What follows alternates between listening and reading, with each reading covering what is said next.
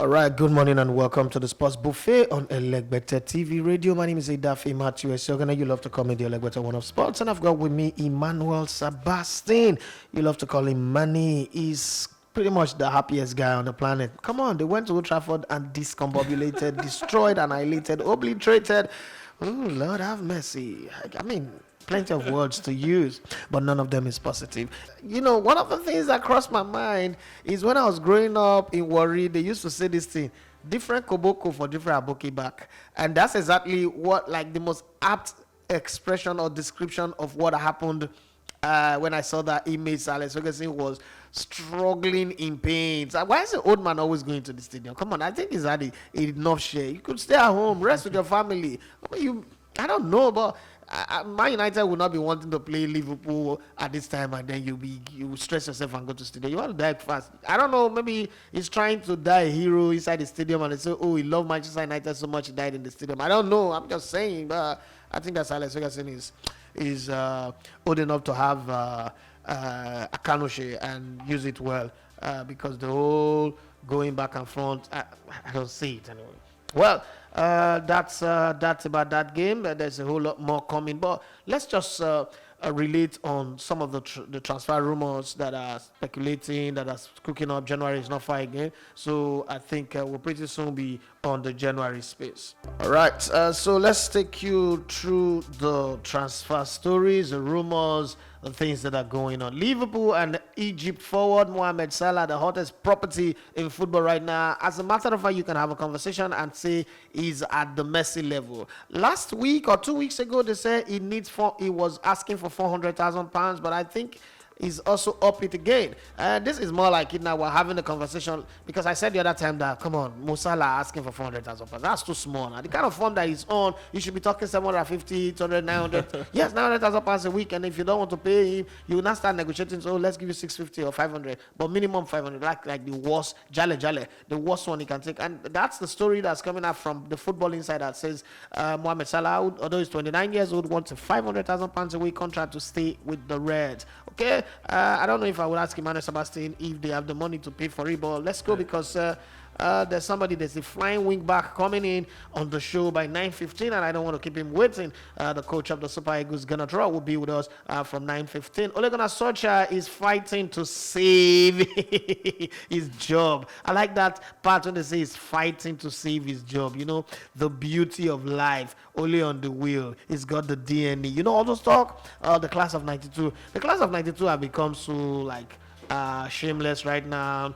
They're struggling to be what when you create something that it's not real and you try to sell it to people that it is real. Oh, this is the right guy for the job. You know that is not true, but you just want to be, deceive yourself and make everybody feel like you know something that we all don't know, all of us that are seeing the game. Okay, we'll just sit there and watch you suffer in pain. And I think that's exactly what the class of 92 are going through right now. But the story says that Ole Gunnar Solskjaer is fighting to save his job as Manchester United manager, and the 48-year-old Norwegian had already lost the faith of a number of his squad even before Sunday's 5-0 defeat against Liverpool. That's very, very sad. When your squad begin to lose faith in you, that's the place you don't want to be as a coach, because in politics it is called vote of no confidence. Your team have a situation where they now pass a vote of no confidence on you. That's finished. Means that nobody is willing to break their neck or break their leg or going for a hard tackle for you or even score goals for you. Manchester United hierarchy are giving serious consideration to dismissing Solskjaer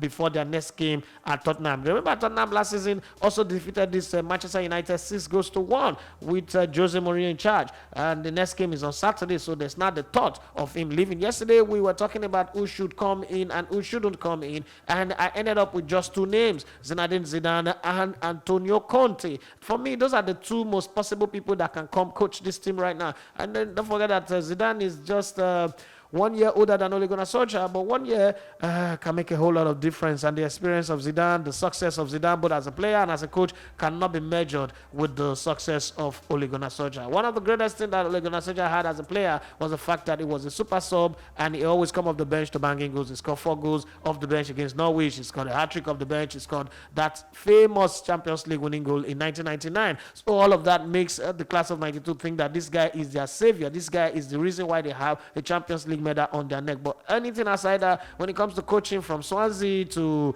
Malmo, or what was the team he coached in Molde, not really, be catchy. But Zidane, first Frenchman to win the UEFA Champions League as a coach, first man to win the Champions League in the modern era or in the Champions League era 3 straight times. Come on, there's so much that he brings to the party. So Frenchman Zinedine Zidane is not keen on the top job at Old Trafford, despite being out of work after leaving Real Madrid on May. The 9-year-old has his sights set on managing the Paris Saint-Germain team. You see, this is exactly what I said. I said this thing, and some people are asking me, how do I know? All the French national team, but neither position is available. So let's see if he will take the Manchester United job eventually.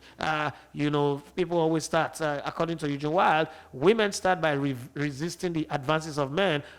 Refusing the advances of men, but then they resist their exit. So let's say that tactics is what Zidane is using right now, but we shall see at the end of the day. Okay, no matter who is in charge of Manchester United next season, the club are expected to pursue Inter and Italy midfielder Nicolo Barella, 24, Juventus 24-year-old Italy forward Federico Chiesa, and Atletico Madrid's England defender Kieran Trippier, who is 31. This is one of the reasons why I always tell you people that don't say it's a coach that is buying the players. Look at these names that they are mentioned. They just told you that whether any coach come or not, these players will be signed, meaning that it has nothing to do with the coach. It's just what the club wants to do, and the club, just like the heart will want what it wants. There is nothing anybody can do about it. Whether it will get it is a topic for another day. Manchester City and Bayern Munich are both interested in trying to sign Barcelona's 24-year-old Netherlands midfielder Frankie de Jong. Well, will that deal go through? I don't know, but I think the player is beginning to feel uncomfortable about whether he will go and play Man City or Bayern is another thing. Newcastle United have set their sights on signing Aston Villa and Zimbabwe midfielder Marvelous Nakamba, 27, in January. Man, this club, they have money, but they are really, really, really having bad taste or bad choice as it is right now. Former Newcastle and England under 21 defender Ryan Taylor, 37, says the Magpies should approach Rangers boss Steven Gerrard, 41, about the managerial vacancy at St. James's Park. They don't seem to get anything right. The Saudi Arabians, yes, they've bought the club for £302 million.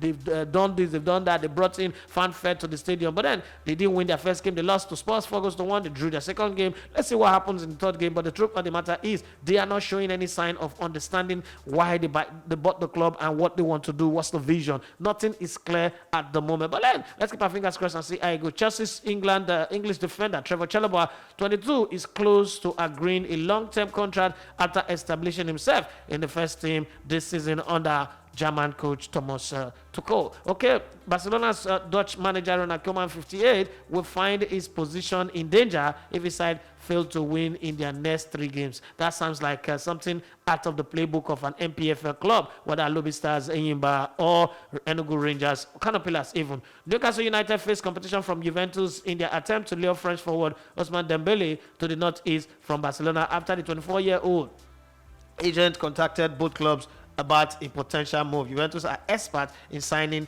players that are out of contract, so they just might win it, especially knowing fully well that what is at offer in Newcastle right now could also lead to relegation, and you don't want to be part of that. Netherlands midfielder Donny van der Beek has decided to change his agent as he seeks to leave Manchester United this winter. With Everton, Newcastle, and Juventus interested in the 24-year-old, well, you have to change your agent because the World Cup is next year, and if you're not available, if you're not playing regularly, the Dutch coach is not going to pick you. That's a no-brainer, so it's a good one that is decided to do that. Chelsea's contract talks with 25-year-old Denmark centre-half Andres Christensen have stalled amid a 2-month lack of contact between both parties over a new deal. According to Goal, Manchester City Academy director Jason Wilcox will hold further talks with Newcastle United about taking up the newly created role of director of football at St. James's Park. Discussion with the former Blackburn and England winger came come after the Magpies spoke with ex-Arsenal forward Marco Vermaas, who is working as technical director at Ajax, and I don't think he wants to leave Ajax at the moment because Newcastle doesn't really look like the team that you can put your bet on. Tottenham Hotspur finally, Tottenham Hotspur, Aston Villa and Everton are interested in signing Stoke City and Australian defender Harry Salter, 23. That's according to the Football Insider. That's a good one there. But then for those of you who are anticipating the quiz and wants to win our 10 gigabytes of data, let's put it there. In what season did Roman Abramovich take over Chelsea? This is going to be very, very easy. Very, very easy. Okay, but then it's a 2-in-1 question today. In what season did Roman Abramovich take over Chelsea? Kevin Phillips won the Golden Boot in 1999-2000. Who was the next English player